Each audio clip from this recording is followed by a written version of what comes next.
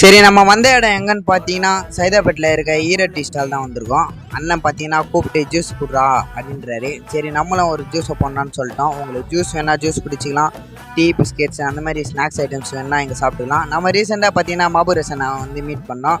நல்லா இருந்தால் ஒரு லைக் மட்டும் பண்ணிட்டு பாருங்க. இதே எடுத்துக்கலாம். ஜூஸ் எடுத்துன்னு வந்து கொடுத்துட்டாரு அண்ணனும்.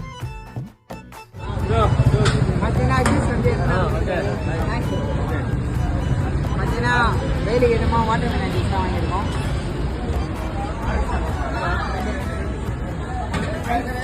வேலைக்கு எதுமாக சூப்பராக இருக்குது.